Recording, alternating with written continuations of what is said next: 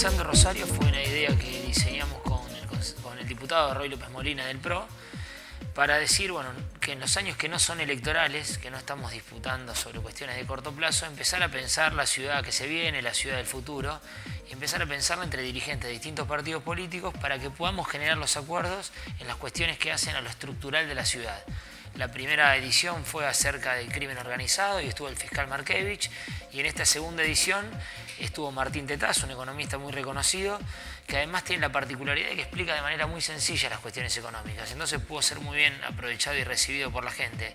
Él estuvo haciendo un análisis de las perspectivas de la economía argentina para el 2017 y qué implicancias también puede tener esa economía para con Rosario y la región, ¿no? Él trazó una división muy importante entre lo que es la foto actual de la economía, que es una situación preocupante, crítica, donde venimos de años de recesión, de caída de la actividad industrial, de caída del consumo y de la actividad económica, de un proceso inflacionario muy importante, de pérdida de empleo en estos últimos tiempos, pero después lo que hace un análisis de cuáles fueron las medidas que este gobierno fue tomando para con esto.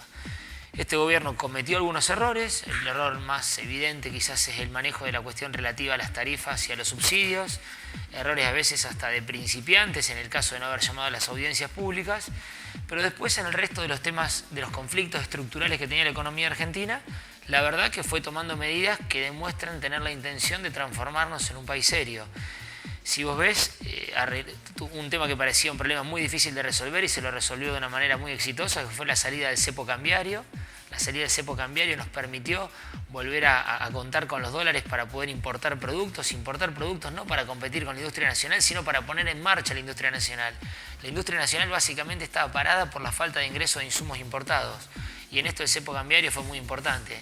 Claro ejemplo son todas las actividades metalmecánicas, autopartistas y de maquinaria agrícola de la región cercana a Rosario.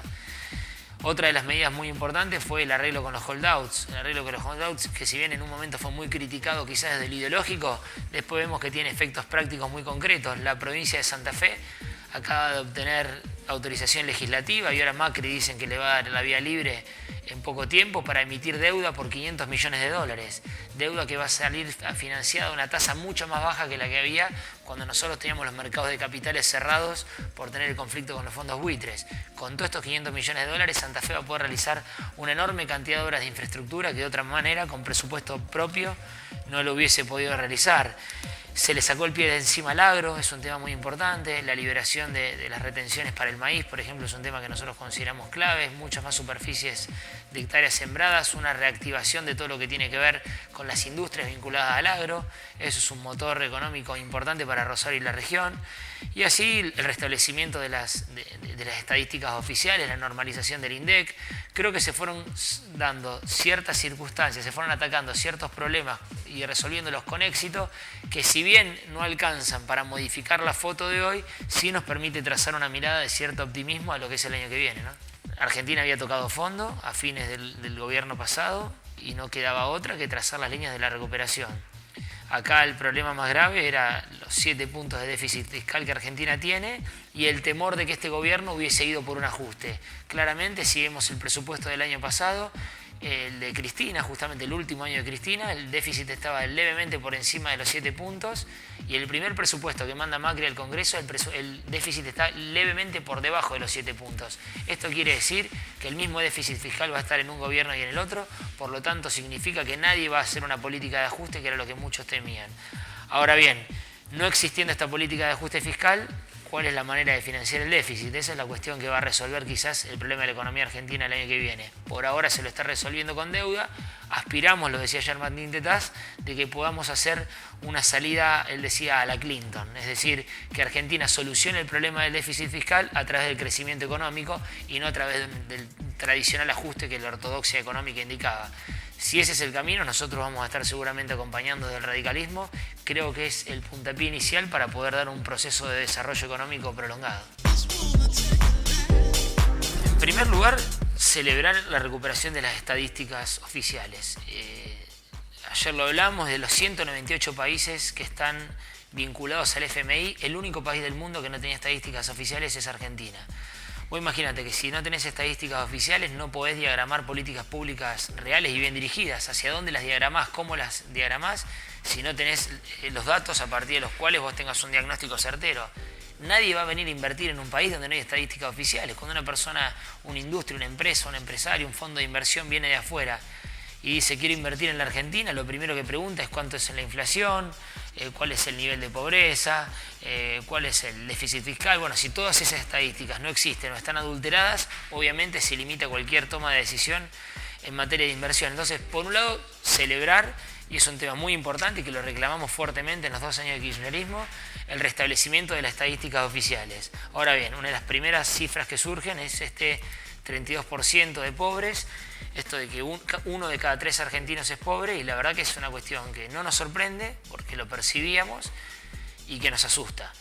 Nos asusta porque Argentina viene de un proceso de más de 30 años de generación de pobreza, que se ha pronunciado con algunos coletazos de las medidas económicas de los últimos tiempos, pero que claramente te genera 2 cuestiones a analizar. Por un lado, es moralmente inaceptable. No puedes vivir en un país donde haya esos niveles de pobreza, con lo cual indicaría que deberíamos reorganizar todas las prioridades de las políticas públicas de municipio, provincia y nación, y se tendrían que dirigir pura y exclusivamente en el corto plazo a este proyecto de pobreza cero, o por lo menos a descender los límites de pobreza que hoy son insostenibles. Y segundo, que no existe forma de generar un crecimiento económico, generación de empleo y un desarrollo real del país con estos niveles de pobreza. Es imposible. Si vos tenés 1/3 de la gente marginada de los ingresos económicos necesarios para poder vivir, se hace muy difícil pensar en un país en crecimiento. Entonces creo que una cosa y la otra tienen que ir al mismo tiempo. Crecer para que haya más riqueza, se pueda redistribuir y poder sacar gente de la pobreza, pero a la vez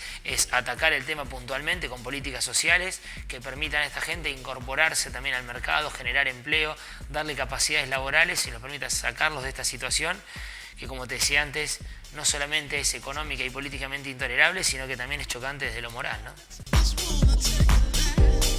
De veces pareciera que la macroeconomía está totalmente desligada de lo que es la realidad personal de cada uno cuando vive una crisis económica. Lo mismo sucede con la política, cuando la gente dice a mí la política no me interesa, pero después de su vida diaria sufre las consecuencias de la mala política. Tanto la política como la macroeconomía son las que después terminan generando las condiciones que van a determinar cuál es nuestro nivel de vida. Un país el año que viene está previsto un 3,5% de crecimiento del PBI, y una inflación que iría entre el 12 y el 17%. Si estos estándares se cumplen, automáticamente va a haber una mejora en las condiciones de vida de la gente. Si nosotros estamos celebrando paritarias del 35% y logramos que la inflación del año que viene esté en el 15, en el 16%, que es una cifra razonable por la desaceleración que hubo, seguramente todos los salarios le van a ganar a la paritaria y vamos a estar recuperando poder adquisitivo. Si el país crece al 3,5%, lo que primero tenemos que pensar es que va a haber generación de empleo, y si hay generación de empleo es gente que sale del nivel de pobreza. Entonces las cuestiones que suenan tan teóricas, a veces tenemos que tener la obligación de comunicarlas de una manera más sencilla para poder bajarla a la realidad y demostrar que estos problemas de la macroeconomía y estos problemas de la política, cuando se resuelven, terminan redundando en una mejor calidad de vida, en un mayor poder adquisitivo y sobre todo esto que le llaman de la economía de la felicidad, en un mejor bienestar de la gente que integra una sociedad, ¿no?